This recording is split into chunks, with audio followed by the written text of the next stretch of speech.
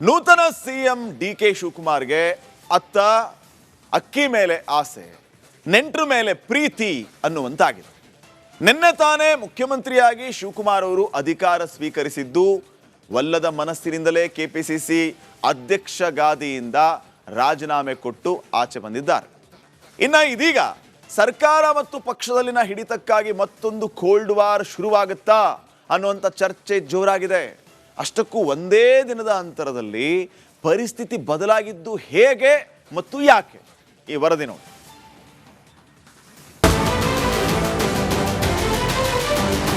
ನಾನು ಮುಖ್ಯಮಂತ್ರಿ ಆದೆ ಅಂತೇಳಿ ನಾನು ಈ ಆಫೀಸ್ನ ಬಿಡೋನಲ್ಲ, ಗಿರಾಕಿ ನನ್ನ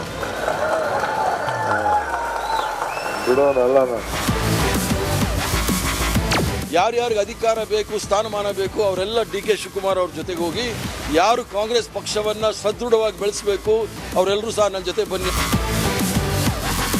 ಡಿ.ಕೆ. ಶಿವಕುಮಾರ್ ಕರ್ನಾಟಕದ ರಾಜಕೀಯ ಕಂಡ ಕನಸುಗಾರ.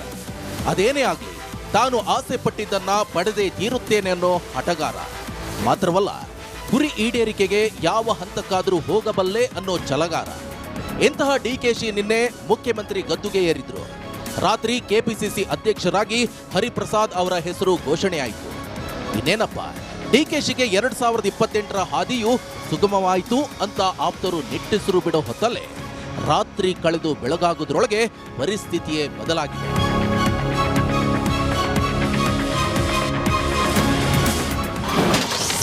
ಕಾಂಗ್ರೆಸ್ನಲ್ಲಿ ಮತ್ತೆ ಪವರ್ ಪಾಲಿಟಿಕ್ಸ್ ಫಿಕ್ಸರ್. ಸಿಎಂ ಶಿವನ ಮೇಲೆ ಬಿದ್ದ ಹರಿಯ ಕಣ್ಣು.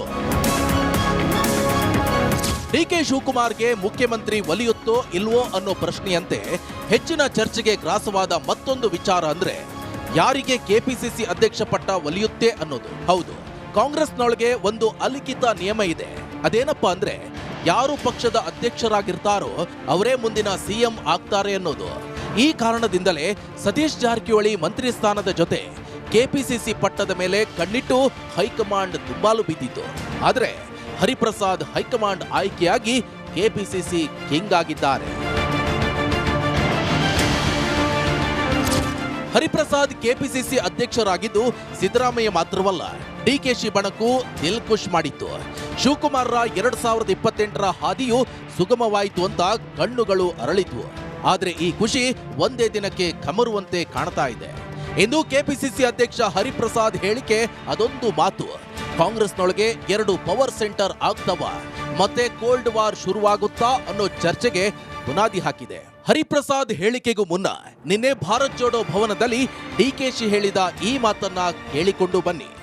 ಪಕ್ಷದ ಸಂಘಟನೆ ಜೊತೆಗೆ ನಾನು ಮುಖ್ಯಮಂತ್ರಿ ಆದೆ ಅಂತೇಳಿ ನಾನು ಈ ಆಫೀಸ್ನ ಬಿಡೋನಲ್ಲ, ಗಿರಾಕಿ ನನ್ನ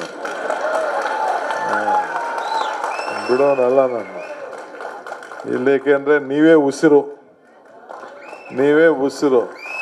ನೀವು ಸ್ಟ್ರಾಂಗ್ ಇದ್ರೆ ನಾವು ಸ್ಟ್ರಾಂಗ್. ನನ್ನ ಕಾರ್ಯಕರ್ತರೇ ಉಸಿರು. ನಾನು ಮುಖ್ಯಮಂತ್ರಿಯಾದರೂ ಪಕ್ಷವನ್ನ, ಪಕ್ಷದ ಕಚೇರಿಯನ್ನ ಬಿಡಲ್ಲ ಅನ್ನೋ ಮಾತು ನೂತನ ಅಧ್ಯಕ್ಷರನ್ನ ಕೆರಳಿಸಿದಂತಿದೆ. ಸರ್ಕಾರ ನಿಮ್ಮದು, ಪಕ್ಷದ ಹೊಣೆ ನನ್ನದು ಅನ್ನೋ ದಾಟಿಯಲ್ಲಿರೋ ಹರಿಪ್ರಸಾದ್ ಮುಂಜಾನೆಯಿಂದಲೇ ಸಿದ್ದರಾಮಯ್ಯ, ಸತೀಶ್ ಜಾರಕಿಹೊಳಿ ಅವರನ್ನ ಭೇಟಿ ಮಾಡಿದ್ರು. ಕಾಂಗ್ರೆಸ್ ಕಾರ್ಯಕರ್ತರಿಗೂ ಖಡಕ್ ಸಂದೇಶ ನೀಡಿದ್ರು. ನಾನು ಅಧಿಕಾರಕ್ಕೆ ಇರ್ತಕ್ಕಂಥವನಲ್ಲ, ನಾನು ಕಾಂಗ್ರೆಸ್ ಪಕ್ಷದ ಒಂದು ಸಿಪಾಯಿ, ಕಾಂಗ್ರೆಸ್ ಪಕ್ಷದ ಒಂದು ಕಟ್ಟಾಳು ಮತ್ತು ಅದರ ಕಾರ್ಯಕರ್ತನಾಗಿ ಕಾಂಗ್ರೆಸ್ ಪಕ್ಷದ ತತ್ವ, ಸಿದ್ಧಾಂತ ಮತ್ತು ಸಂವಿಧಾನ ಮತ್ತು ಏನು ನಮ್ಮ ಪೂರ್ವಜರು ಮಹಾತ್ಮ ಗಾಂಧಿಯವರಿಂದ ಹಿಡಿದು ಪಂಡಿತ್ ಜವಾಹರ್ಲಾಲ್ ನೆಹರೂರವರಿಂದ ಹಿಡಿದು ಸರ್ದಾರ್ ವಲ್ಲಭಾಯ್ ಪಟೇಲಿಂದ ಹಿಡಿದು ಮೌಲಾನಾ ಅಬ್ದುಲ್ ಕಲಾಂ ಆಜಾದಿಂದ ಹಿಡಿದು ಎಲ್ಲರೂ, ಸುಭಾಷ್ ಚಂದ್ರ ಬೋಸ್ರವರು ಎಲ್ಲರೂ ಸಹ ಈ ರಾಷ್ಟ್ರಕ್ಕೆ ಕೊಟ್ಟಿರ್ತಕ್ಕಂಥ ಕೊಡುಗೆ, ಇದನ್ನ ಕಾಪಾಡ್ಕೊಂಡು ಹೋಗ್ತಕ್ಕಂಥ ಜವಾಬ್ದಾರಿ ನನ್ನ ಮೇಲಿದೆ.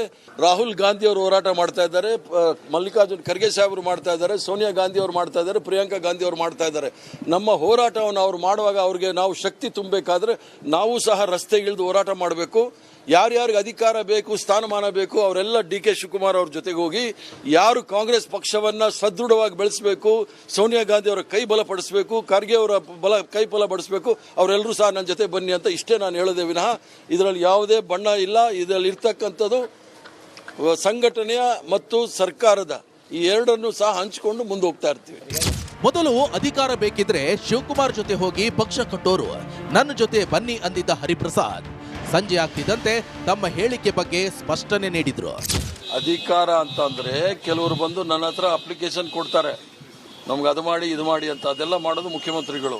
ಪಕ್ಷದ ವಿಚಾರದಲ್ಲಿ ನಾನು ಮಾಡೋದು ಅಂತ ಹೇಳಿರ್ತಕ್ಕಂಥದ್ದು. ಅಂದ್ರೆ ಪಕ್ಷ ಮುಖ್ಯ ಅನ್ನುವಂಥ ಸಂದೇಶ. ಪಕ್ಷ ಎಲ್ರಿಗೂ ಸಹ ಮುಖ್ಯ. ಎಲ್ಲ MLAಗಳು, MP ಗಳು, ಮಂತ್ರಿಗಳು ಎಲ್ಲರೂ ಸಹ ಪಕ್ಷಕ್ಕೆ ಮೊದಲ ಪ್ರಾತಿನಿಧ್ಯ ಕೊಡ್ತಾರೆ. ಅದರಲ್ಲಿ ಯಾರಿಗೂ ಸಹ ಡೌಟ್ ಬೇಕಾಗಿಲ್ಲ. ಯಾಕಂದ್ರೆ ಪಕ್ಷ ಸಂಘಟನೆ ಮಾಡೋದು ಬೇರೆ, ಸರ್ಕಾರ ನಡೆಸೋದು ಬೇರೆ. ಆದರೆ ಸರ್ಕಾರ ನಡೆಸೋಕ್ಕೆ ಅವ್ರದೇ ಆದ ದಾಟಿಗಳಿರುತ್ತೆ, ಪಕ್ಷ ನಡೆಸೋಕ್ಕೆ ನಮ್ಮದೇ ಆದ ದಾಟಿ ಇರುತ್ತೆ. ಹರಿಪ್ರಸಾದ್ರ ಹೇಳಿಕೆ ಏನೇ ಇರಲಿ, ಸಿದ್ದರಾಮಯ್ಯ ಸರ್ಕಾರದ ಅವಧಿಯಲ್ಲಿ ಡಿಕೆಶಿ ಬಣದ ವಿರುದ್ಧ ಬುಸುಗುಡುತ್ತಿದ್ದ ಹರಿಪ್ರಸಾದ್ಗೆ ಹೈಕಮಾಂಡ್ ಮಣೆ ಹಾಕಿರೋದು ಭಾರೀ ಚರ್ಚೆಗೆ ಗ್ರಾಸವಾಗಿದೆ. ರಾಜ್ಯ ಕಾಂಗ್ರೆಸ್ನಲ್ಲಿ ಮತ್ತೆ ಪವರ್ ಪಾಲಿಟಿಕ್ಸ್ ಶುರುವಾಗುತ್ತಾ? ಪಕ್ಷ ಮತ್ತು ಸರ್ಕಾರದ ಮುಖ್ಯಸ್ಥರ ನಡುವೆ ಕೋಲ್ಡ್ ವಾರ್ ಪಕ್ಕಾನ ಅನ್ನೋ ಹಳ್ಳಿ ಕಟ್ಟೆ ಮಾತುಗಳು ಆರಂಭವಾಗಿವೆ. Political bureau, republic Kannada.